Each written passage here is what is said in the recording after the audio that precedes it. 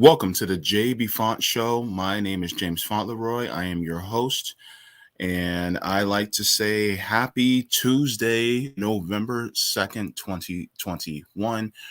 We are live today, and as you could tell from the thumbnail, we will be discussing and explaining what the rotating villain is and why it's a scam and why you should avoid it. Um, just to start things off, I'd like to say hello to everybody that's watching.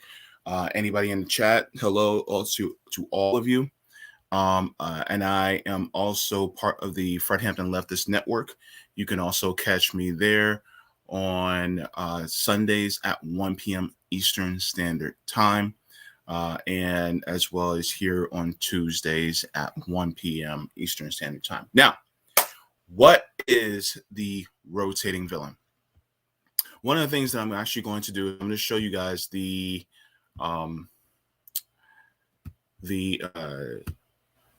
definition of what a rotating villain is, and I want you guys to see what it is, so that you have a great synopsis of why I am saying that it is a scam. So I'm going to show you this. So as you can see, this is what rotating villain is. It says, this is from urbandictionary.com, and this is this is not a fairly recent term. This was actually made in 2011. So it's been around for a while, but this process has been going on for a lot longer. So rotating villain, the definition reads, in American democracy, when a majority party has had enough votes to pass populist legislation, party leaders designate a scapegoat who will refuse to vote with the party, thereby killing the legislation. The opposition is otherwise inexplicable and typically comes from someone who is safe or not up for re-election. This allows for maximum diffusion of responsibility. So let's break this down. Right here in the United States, so you have a majority. Right now, we have a majority in the House, the Senate, and we have the White House. We have a majority to pass populist legislation. But, as it says here, party leaders designate a scapegoat. Who is that scapegoat? Whomever they deem to choose that is not at risk of either losing an election or being ousted by government. So, who have been the scapegoats that we have seen so far this year? The scapegoats that we have seen so far this year are the parliamentarian, Kristen Sinema, and Joe Manchin. They are the scapegoats. Now, they are also so far to the right that they're willing to be the scapegoats because it goes along with their donors, or as I like to say, their bribers. So it says, designate a scapegoat who will refuse to vote with the party, thereby killing the legislation. Right now, we have the Build Back Better Act and the Democratic Infrastructure Bill that's going on right now. And they are willing to kill it in order to give more provisions for the corporations, the rich, and the wealthy. Two senators, and for some people are saying really one, but two senators, to kill everything for all of us. Does that make sense to you? So when you look at, for instance, what Joe Manchin, because everybody seems to be bringing up his name, Joe Manchin, Joe Manchin, Joe Manchin. He is the senator from West Virginia. And of course, he is a right-winger. Let's just be real. That's what he is. And so all the things that were supposed to be in this bill that originally was touted to be $6 trillion. They negotiated it down to 3.5, and now it's at 1.75. So every single time they meet, it goes down and down and down and down. And now, if you look at it, all the things that people really need, all the things that a lot of us really were fighting for, it's gone. It's out. And so it's really just trash legislation, a trash bill. The definition continues: the opposition is otherwise inexplicable and typically comes from someone who is safe or not up for re-election. Joe Manchin, I think, has another 4 years before he's up for re-election. This allows for a maximum diffusion of responsibility. So now you have a lot of people, namely people who are progressive, who are saying, see, Joe Manchin won't allow us. And then they act like they're fighting against Joe Manchin. Joe Manchin, you need to stop this. You need to just vote for this bill. But what are they doing to actually pressure him?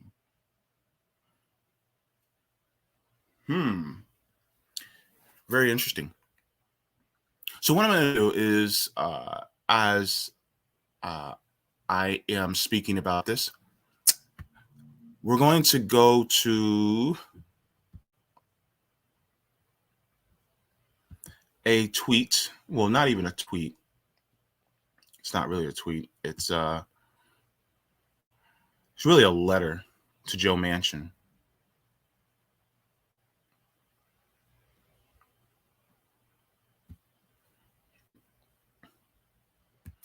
And let me share my screen again. I'm going to show you guys this. And for those of you that are listening on any of the podcast apps, I'm going to read exactly what's being shown so you guys don't have to worry about that. Okay. By the way, how's it going, Matt? Good to see you. Where Dear Entertainment, nice to have you.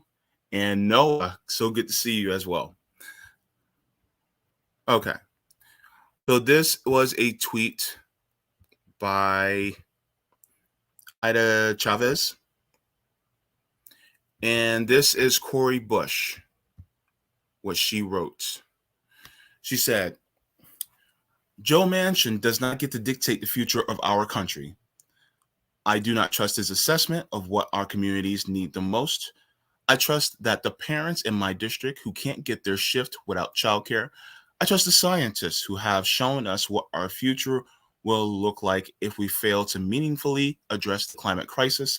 I trust the patients and doctors crying out for comprehensive health coverage for every person in America. When I promised St. Louis a historic investment in children, in our seniors, in housing, and in our schools, I said that I would do everything I can to actually deliver change for our community can feel. We cannot spend our next year saying the House did its part or that it's the Senate's turn. We need the Senate to actually get this done. Joe Manchin, opposition to the Build Back Better Act, is anti-Black, anti-child, anti-woman, and anti-immigrant. When we talk about transformative change, we are talking about a bill that will benefit Black, Brown, and Indigenous communities. These same communities are overwhelmingly excluded from the bipartisan infrastructure bill. We cannot leave anyone behind. Senator Manchin must support the Build Back Better Act. Senator Manchin, Senator Manchin, Senator Manchin, Senator Manchin, Senator Manchin. What are you doing? You wrote a strongly worded letter, quote unquote, strongly worded letter. What are you really doing? Are you getting your block of progressives together to say, this bill, we're going to kill it if nothing that we need to be included in it is included in it? Are you calling for a press conference and putting him on blast? Are you going to the state of West Virginia and speaking to the people? You can do that.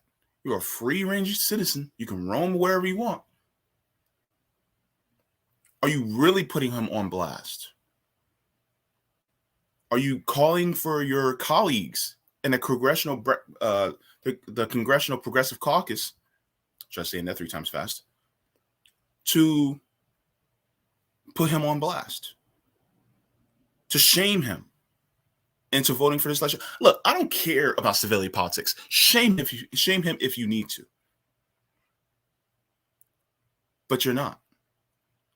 This goes into the rotating villain, because now you have an excuse for the bill to die. You have an excuse. Oh, well, and a lot of the progressives will say, oh, we won't vote for the bill. You might want to talk to Ro Khanna about that. Why do I say you might want to talk to Ro Khanna about that? Well, Ro Khanna had something to say. And I don't think you guys are going to really like it. As soon as I can get it up here. Okay.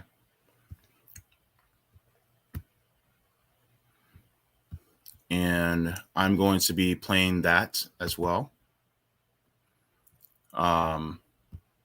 Let me share screen again.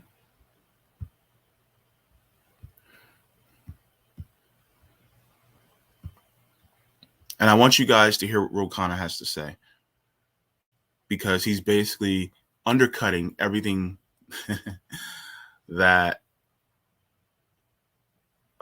Cori Bush has to say.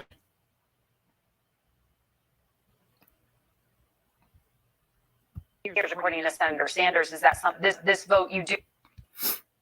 By the way, I'm going to mute myself.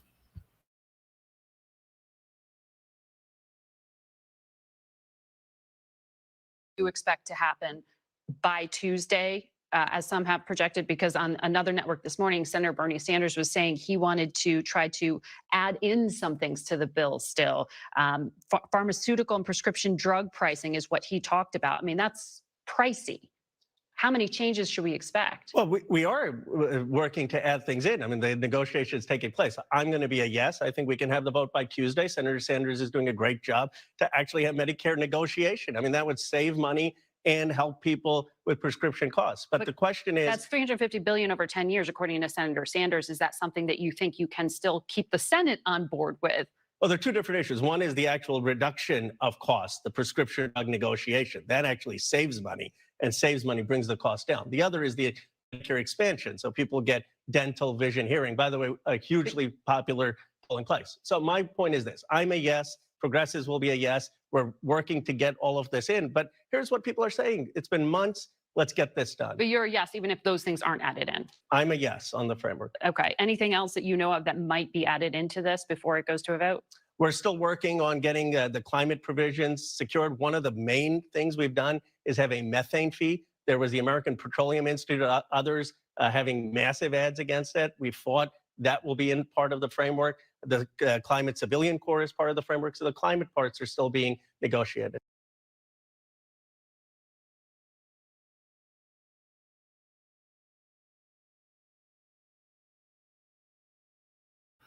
So much for having a backbone. If this bill with all the provisions in it really mattered, then number one, you would say, I'm not voting for anything unless it's 3.5 or more. Second of all, you would throw Joe Manchin under the bus and kill the bill if it goes under that amount, if it takes out those provisions. Because if it doesn't have those provisions for the American people, then why in the hell would you vote for that bill? It's a trash bill.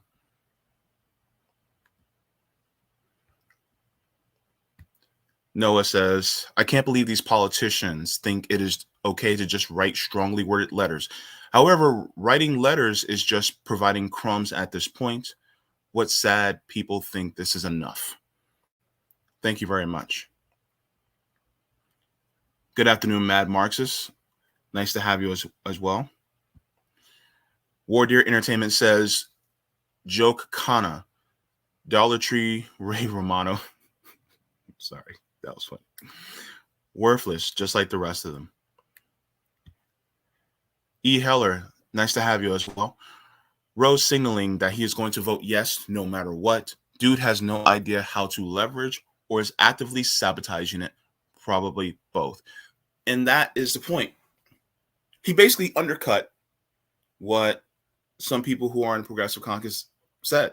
Actually, he's given away what they're actually planning on doing. By the way, today is Tuesday, November 2nd. I think the vote is going on today, if I'm correct. So yeah, thank you very much for the comments in the chat. So people are wondering what is outside, what is, in the bill.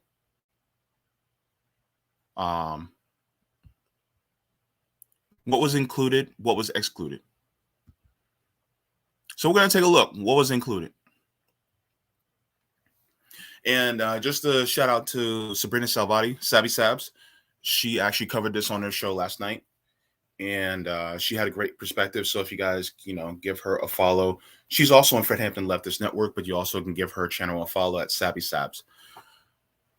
So it says here on Vox.com, it says the title of the article is What is in and What is Out of Biden's Latest Spending Proposal.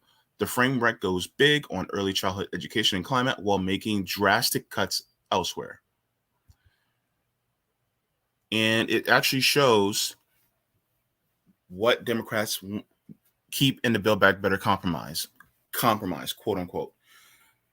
It says $555 billion for the climate crisis, which is still being debated on. They want to cut that even further. By the way, the original Green New Deal that Bernie Sanders was trying to implement when he was in the Democratic primary last year, Bernie Sanders wanted a $16 trillion Green New Deal. By the way, that's actually watered down from what the Green Party wanted. We actually wanted significantly more, but Bernie Sanders watered it down.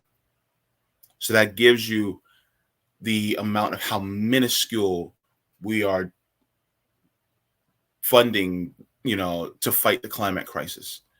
It is absolutely asinine that they are allowing this planet to be destroyed for profit. And we're just throwing peanuts at the problem. So climate crisis is $555 billion. Child care and universal preschool, $400 billion. Expanded child and earned income credits, $200 billion. Medicaid and Affordable Care Act subsidy expansion, $130 billion. Medicare hearing benefit, $35 billion. In-home access, it says access, $150 billion. Affordable housing, $150 billion. Worker training and higher education, $40 billion. Other spending, $90 billion. I want you guys to pay attention to that other spending. What is that other spending for? Why are we other spending? Like what? And all this amounts to 1.75 trillion. Well, what's in that 90 billion? They're not saying. Could this be for military and other things that we should be cutting out? Subsidies for corporations? Other subsidies? What was cut out?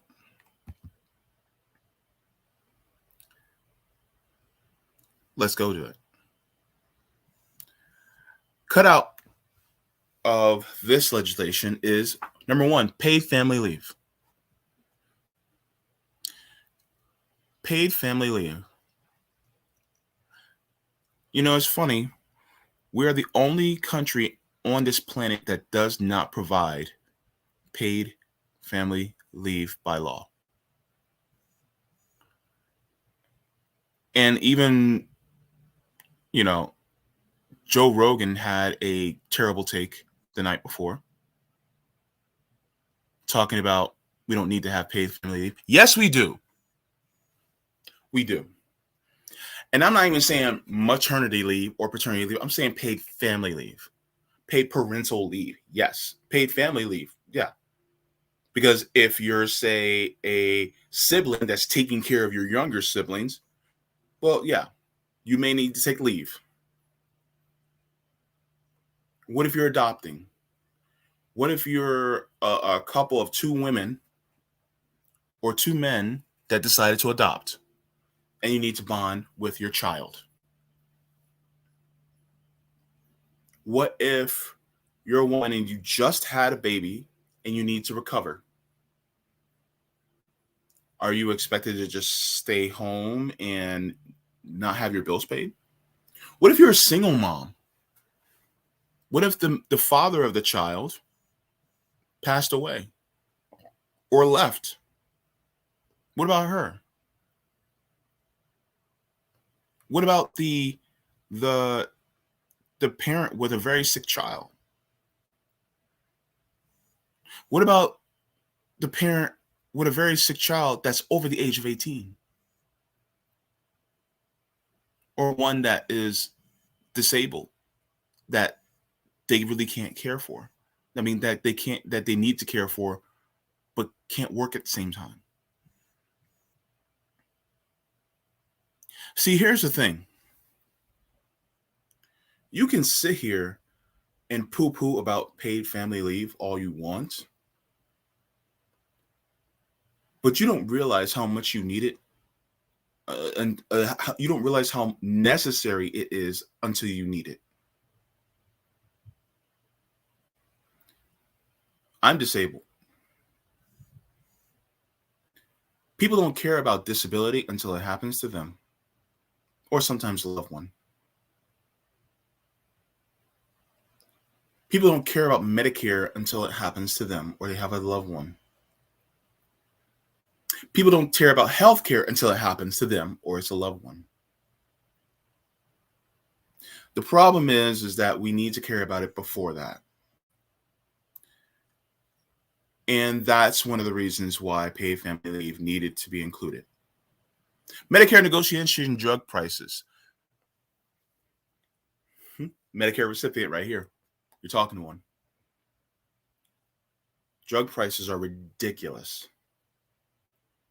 People literally are in debt because of drug prices. So it would be best if the government actually negotiated them, at least for Medicare recipients. At least for those of us who are the most vulnerable, those of us who are disabled, and those of us who are elderly. But unfortunately, they don't believe in that, do they? Why? Because Big Pharma is also the bribers of some of these people who are fighting against this legislation. Expanded Medicare coverage of dental and vision. Do we need our eyes and our teeth? Do we need them? Yes, we do. So if you're going to sit here and cut that out, you absolutely don't care. Did you know that your oral health is directly tied to the rest of your body?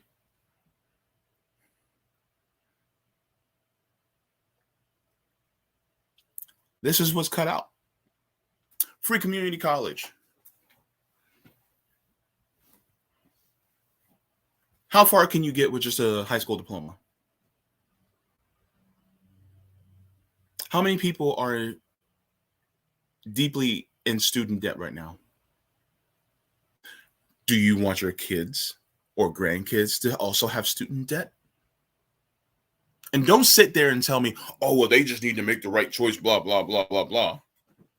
Even when they make the right choice, they still have to incur mountains of debt, way more than any one of you have ever had to do. I'm talking to the people who are older. Those of you who had to pay $1,200, 3,000, maybe 4,000 per semester tops. And now kids are paying 20, 25, 30,000 per semester just for their education. They're paying like 8 to 10 times more than what you paid. Yet there's probably still making around the same wages that you were when you were working and trying to get through school. That's a no-brainer. That would be having a pre-K through 14 education. I honestly think we should have pre-K through 16 or 16 plus, because education is a right. They also left out increases to the top corporate tax rate. It says one of the main revenue raisers Democrats initially suggested was increasing the corporate tax from 21% to 26.5%. A proposal staunchly opposed by Sinema. Joe Biden was counting on that being opposed. But 21 to 26%. That's tiny. Tiny. So you mean to tell me that they were only going to raise it by 5.5%? And people threw a fit? Billionaires and multimillionaires threw a fit over 5.5% corporate tax rate? You stupid. Let me be in there. Oh, 5.5% raise is too much? Okay. Well, you know what? We're raising it 60%. Yeah. We're gonna do it 66.5%. No, 76.5. My math is off. Sorry. 76.5%. 86.5%. Damn it, I was bad at math in school. But you get my point. And I still wouldn't be as high as the percentage was during, the 50s? 90%?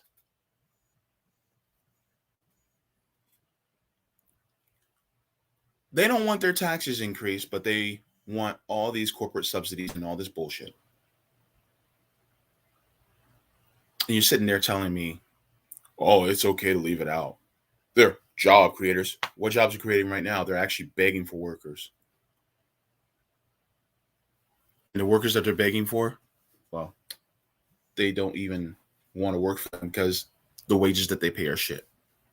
Oh, by the way, I actually brought this up to the paratransit service that I made a complaint to yesterday on Twitter. They called me. Yes, they called.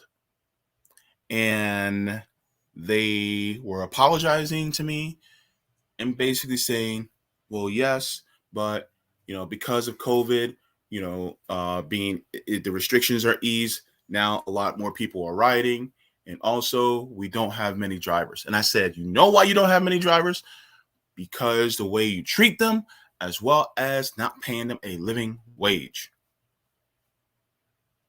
If you guys treated them better and paid them a living wage, you will retain more drivers. And therefore, I would not be late to my dialysis treatment and then have to cut my treatment because of having drivers that are late.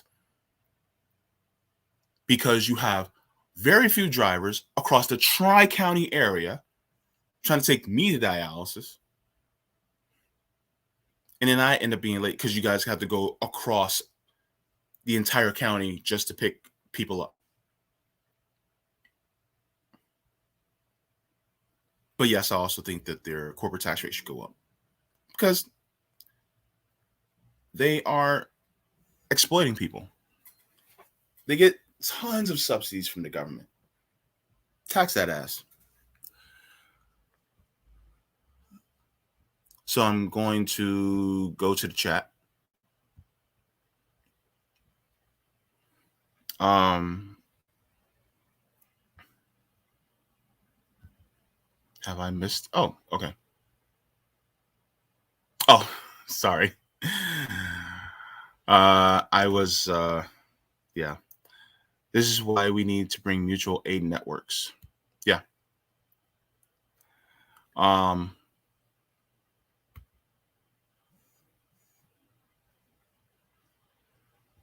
E. Heller says the reconciliation bill is garbage. It is an empty wrapper, a half-eaten calzone with the filling sucked out. Near empty milk carton Congress put back in the fridge.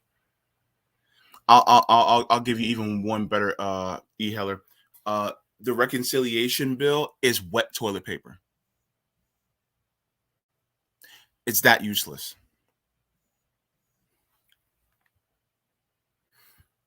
How do you discourage rep and senators from participating in the rotating villain scam? For starters, hashtag sink the mansion yacht.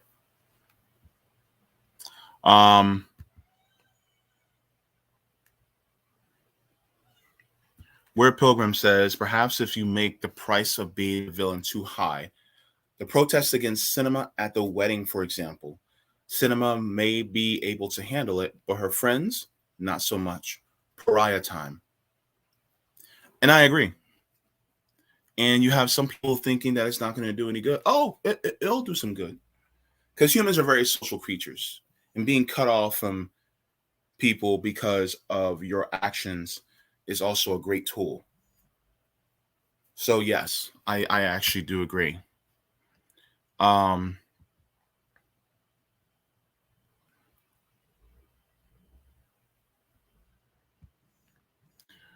Where Pilgrim also says, also, given Cinema seems to have her eyes on a lobbying career after this, making her too toxic for the purposes of corporations could be an added side benefit of the protests. Yeah, of course. And this comes to, everyone always talking about, Kristen Cinema this and Joe Manchin that, and they never want to put pressure on the people that they actually have a pool with. And they fail to do it. I'm going to give you guys some examples. You guys like examples, don't you? I knew you did. All right. So I'm going to give you guys the first example. He's not going to like this, but it is what it is.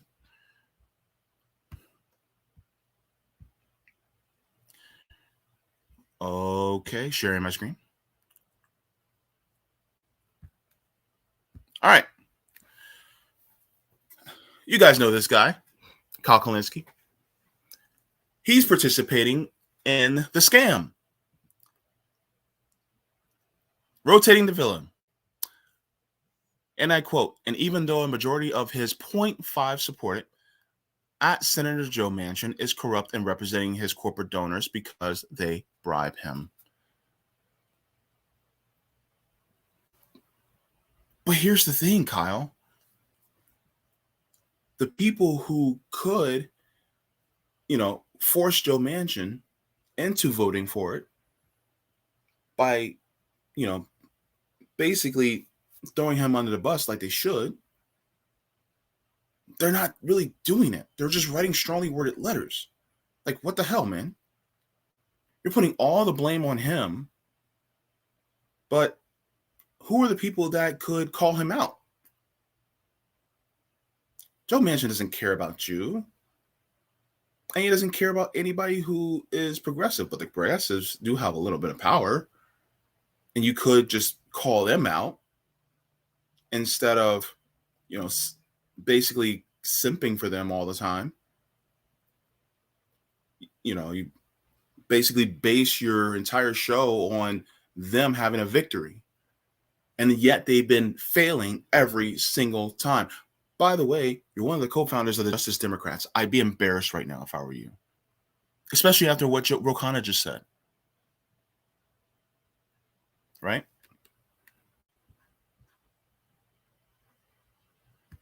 And we're going to go to somebody else. And you guys can probably guess who it is.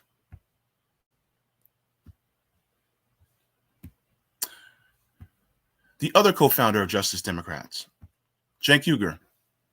He said, it looks like it's over. Complete defeat. Representative Jayapal went on TV to say progressives are going to fold and vote back BIF without passing Build Back Better, and with Manchin saying that he might never vote for Build Back Better. You can't surrender any more thoroughly than that. Vote, #vote no, #no deal. So he kind of halfway did rotating the villain, because basically Jayapal said that she was going to fold. So he gave a little bit of blame to her, which is good. But at the same time, Cenk Uygur, he was also one of the main people who was pushing for the celebrification of many people who are in the squad and Justice Democrats. And what are they doing? What is Mark Pocan doing? What is Ilhan Omar? What is Rashida Tlaib doing? What are they doing? Are they calling for, are they calling for a press conference? Are they going on live TV? Are they making a video about it? Are they trying to get together an actual protest? Are they tweeting and messaging people and saying, come out, let's go to West Virginia, let's go to Joe Manchin's office, let's go to Joe Manchin's house or wherever he is, and let's lead a protest? I'm going to West Virginia. I'm going to speak, to the West Virginian people in Joe Manchin's backyard. I'm just going to write a strongly worded letter. Don't want to make too much of a fuss. This is lives that we're literally talking about. See, here's the thing. They're very good at diagnosing the problem, but when it comes to fighting for it, they don't do it.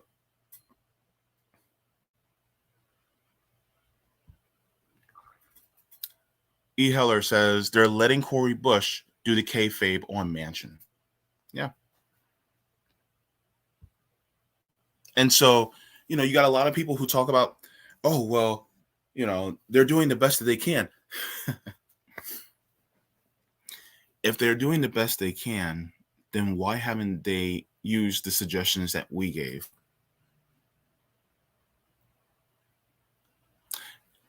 Look, a lot of people will talk about that the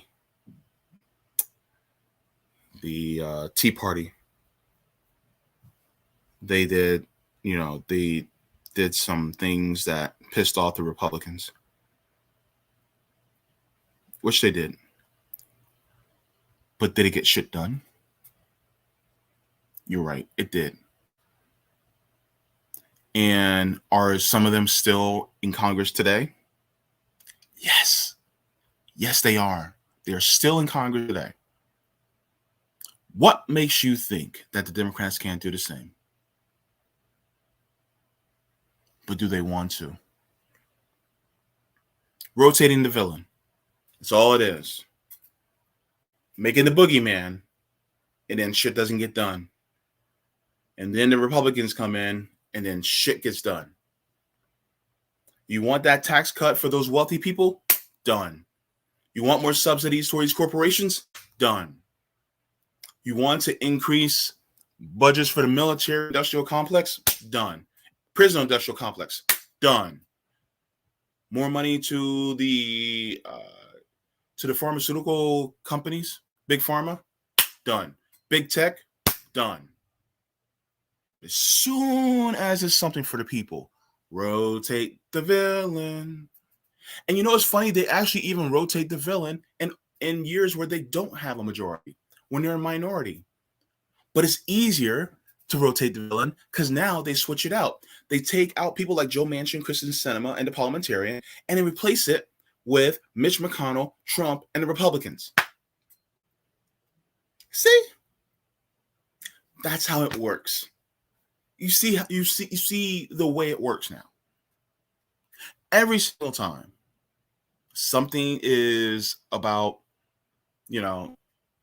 changing our material needs and improving our material needs, it's, well, we can't because of this person, because of that process, because of the sun was in my eyes and I had a catfish in my ear and I'm itching really bad. I don't know.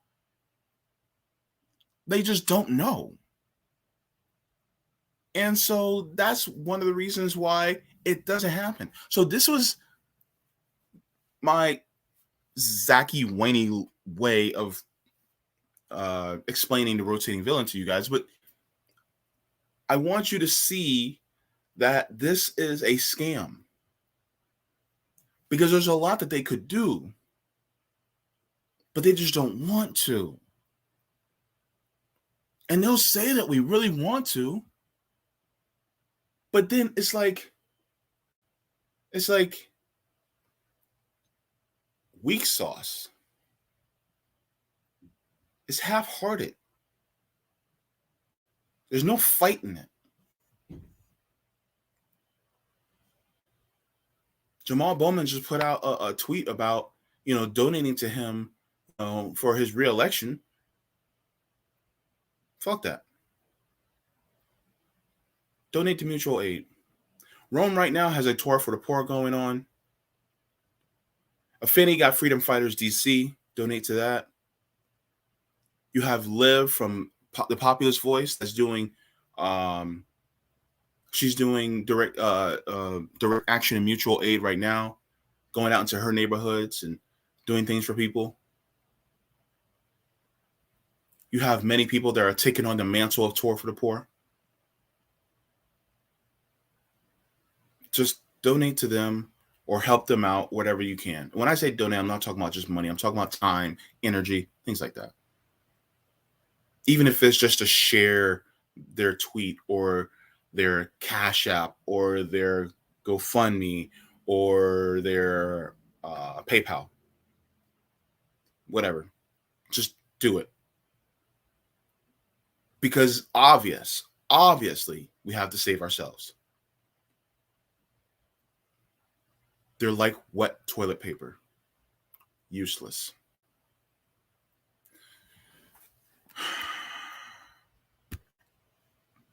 War Deer Entertainment says they get reelected because 1, they aren't Republicans.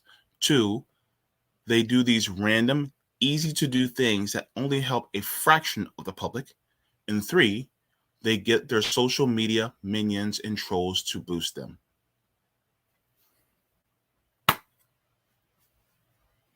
Exactly.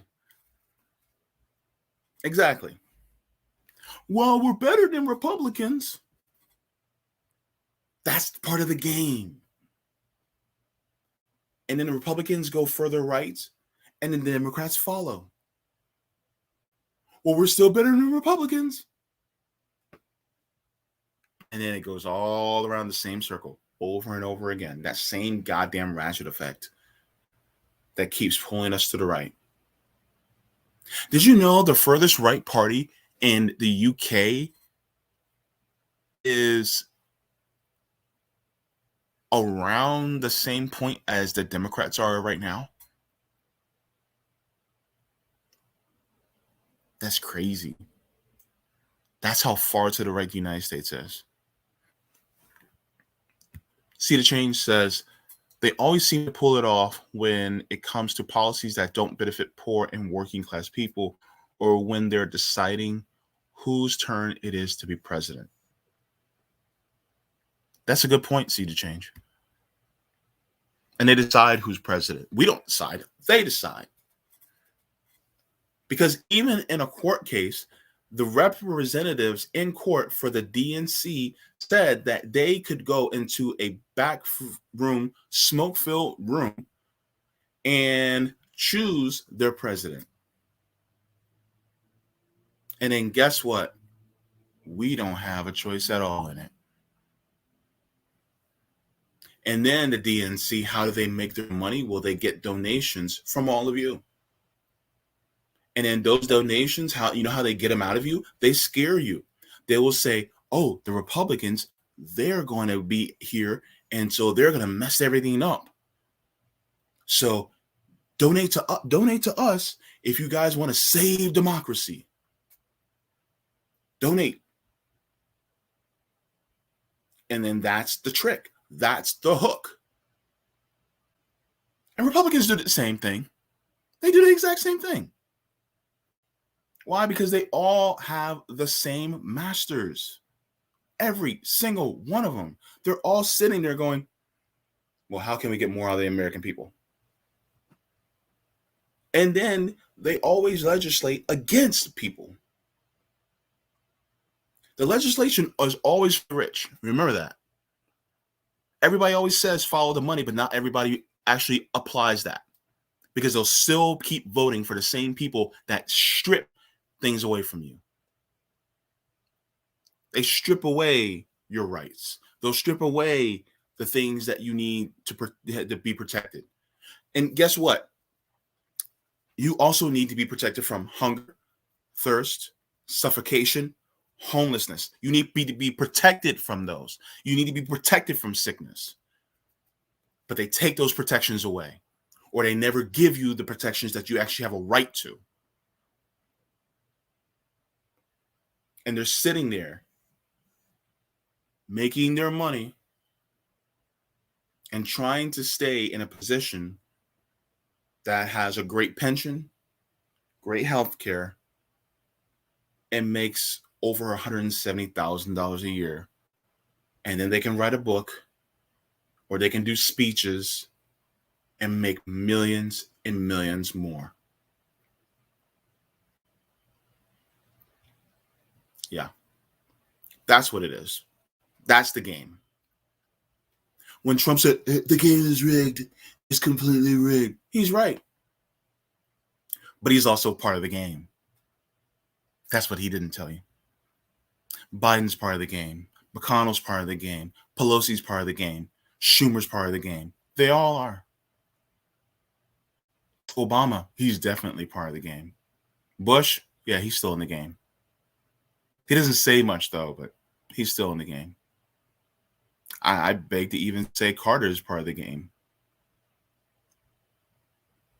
But I think Carter's trying to cleanse his conscience by building houses for humanity. So, yeah. Where Pilgrim says, even if they had 10,000 members in the squad, they still find a way to drop the ball. Exactly. Why? Because it is rotating the villain. That's what it is. And there's always that. Because you need a villain to stop you from actually progressing. Because if not, then that means you actually have to give stuff to the American people, which they don't want to do because it's going to upset their bribers. It's going to upset them. And unfortunately, and people will say, well, the squad, they don't take money from corporations. No, but they acquiesce to the demands of people who do. They're obedient to them. True civil disobedience would mean that if they're not taking money from corporations, they will also give a big FU to people like Nancy Pelosi, Chuck Schumer, and all those other people who have leadership in the Democrats. You wouldn't need Nancy Pelosi to say a few words to you while you're on the House floor, and then you end up boohoo crying and change your vote from no to present.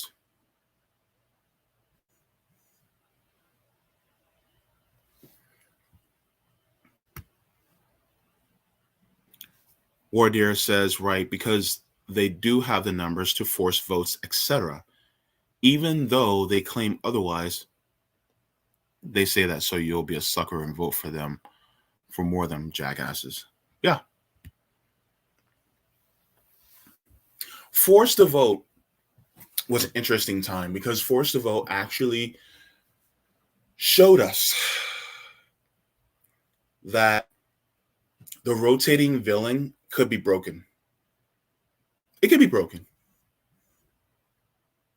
And the thing is that a lot of times they'll complain, they'll get on Twitter and complain, and they'll say things like, well, people deserve housing and people deserve health care and we need Medicare for all. And they'll say all these good things. But then what are you going to do about it? It would be nice if somebody in Congress actually had the power to do something about it.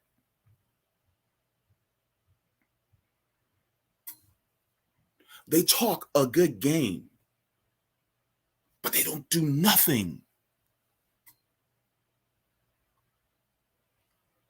So this is why so many people gave up on direct politics. Electoral politics, and well, we're all more invested in direct action.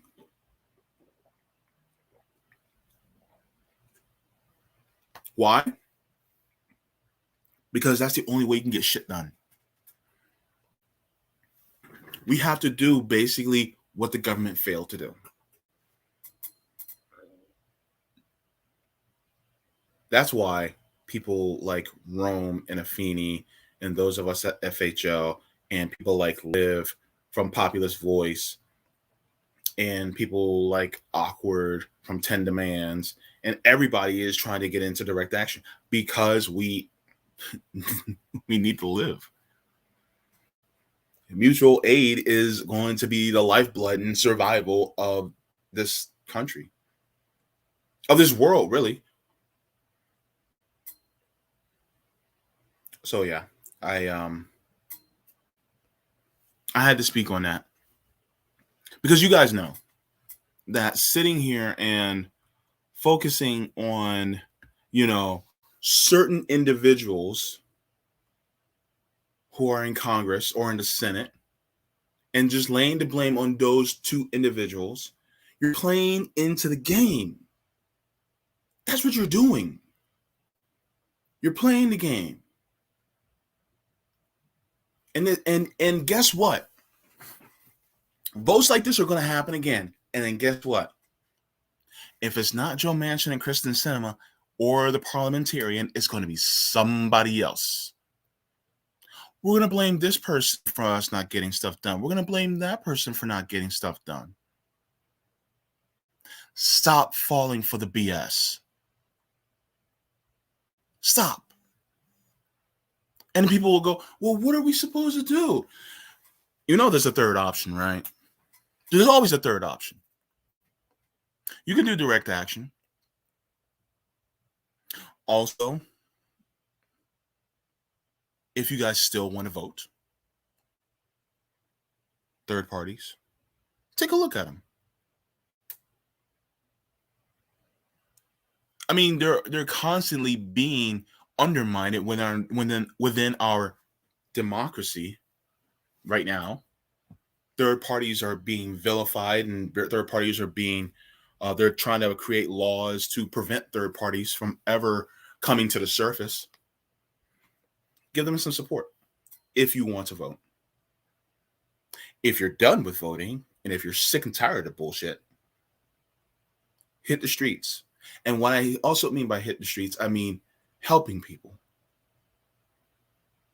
Helping your neighbor.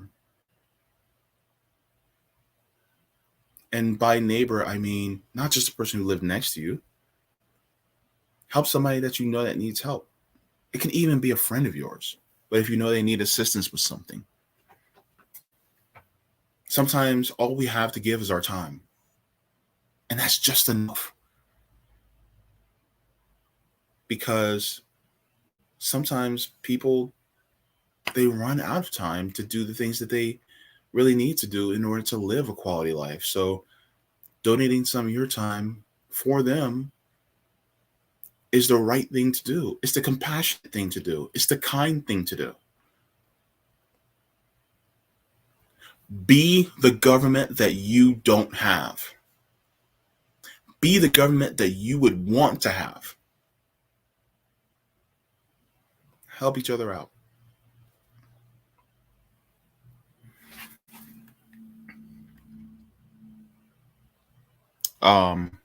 Where Pilgrim says, if they were serious, they'd seize the opportunities that were presented to them, like guerrilla soldiers.